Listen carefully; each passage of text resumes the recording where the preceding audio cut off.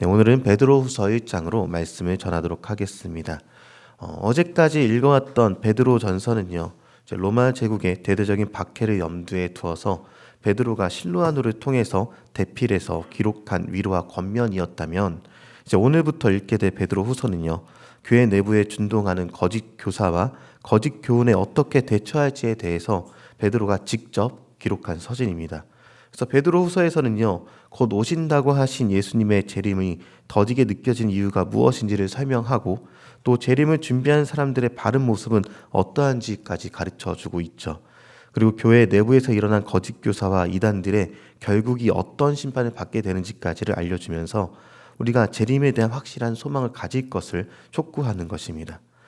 베드로 후서는요, 로마의 박해가 여전하지만 교회 내부에 등장한 이단과의 싸움에 대해서 주제로 쓰여진 서신이다, 이렇게 생각하면 될 것 같습니다.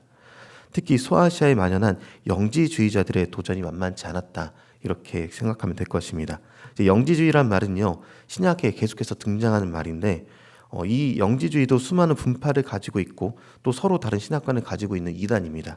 공통 분모를 간단히 설명해 드리면, 영지주의의 고입자는 신의 피조물인 영혼이 악마의 피조물인 그 물질에 갇혀 고통받고 있기 때문에 구원에 대한 영적인 암, 그러니까 헬라어로 그노시스인데, 이를 통해서 탈출해야 한다는 것을 이야기하고 있습니다.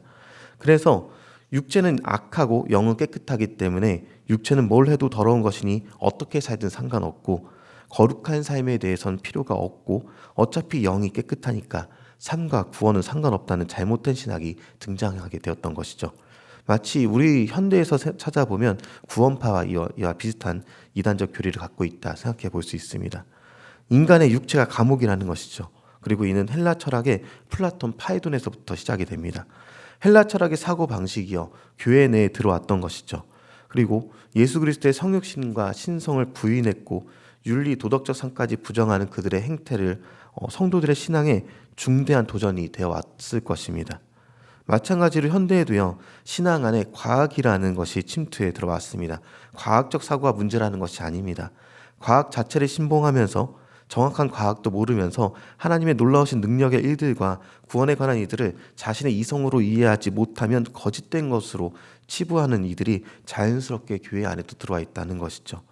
교회는 사람들과의 만남이나 예전부터 나와 함께 마지못해 다니지만 내가 이해하면 믿겠다라는 과학 최고주의가 우리를 위협하기도 하는 것과 일맥상통하는 내용이 오늘 영지주의의 위협이기도 합니다.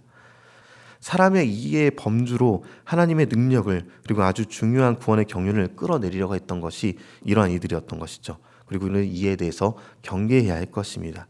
그래서 베드로후서 1장 20절 본문에는요, 먼저 알 것은 성경의 모든 예언은 사사로이 풀 것이 아니니라고 기록하면서 말씀을 사사로이 푸는 것의 위험성을 경계하고 있습니다.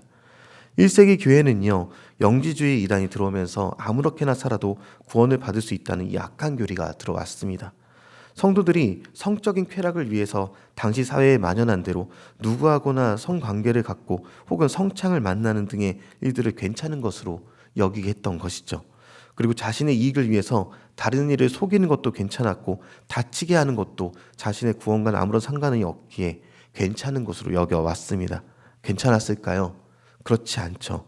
이 이단들, 거짓 교사와 거짓 가르침은요, 교회를 흔들리게 했고 교인들의 거룩한 삶에 대한 방해가 되어 왔습니다. 그래서 이에 베드로가 권면하는 내용이 있죠. 4절의 내용인데요, 같이 한번 읽어보도록 하겠습니다.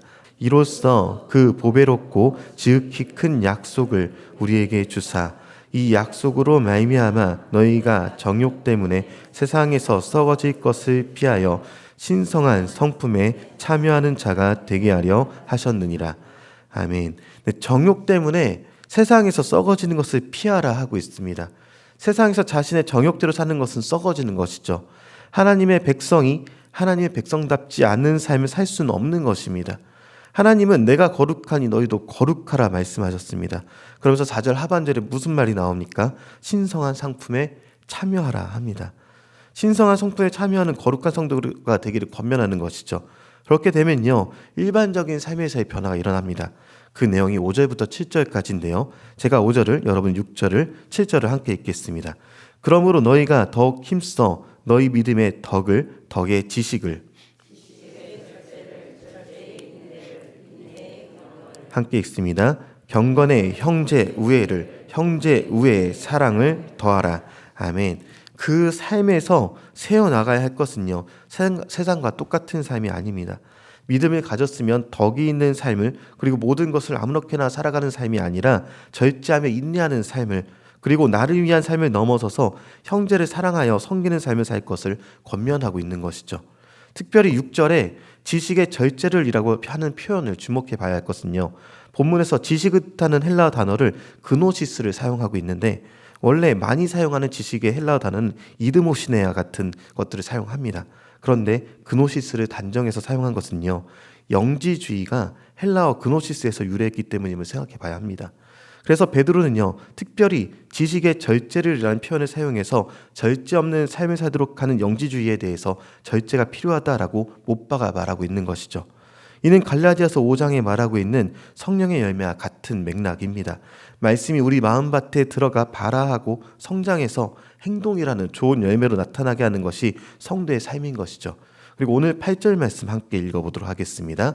이런 것이 너희에게 있어 흡족한즉 너희로 우리 주 예수 그리스도를 알기에 게으르지 않고 열매 없는 자가 되지 않게 하려니와. 아멘. 우리는 이 세상에서 마음대로 살아가는 사람들이 아닙니다. 그리스도인으로 산다는 것은요, 절제하는 삶을 사는 것이죠. 그런데 이를 갑갑하게 여기는 사람이 그리스도의 법 안에서 자유를 누리면요, 이것을 더 이상 갑갑한 것으로 여기지 않게 됩니다. 생명의 성령의 법 안에서 죄의 사슬을 끊어내면요, 진정한 자유를 누리게 되는 것입니다. 오늘 저와 여러분께서 마주할 세상은요, 우리가 절제하고 인내하고 사랑을 주어야 하는 세상입니다. 그런데 이 절제와 인내와 사랑의 모습이 우리에게 갑갑함으로 오는 것이 아니라 더 큰 자유의 모습임을 기억하면서 주님의 사랑 안에서 거룩한 삶을 사는 저와 여러분이 되길 소망합니다.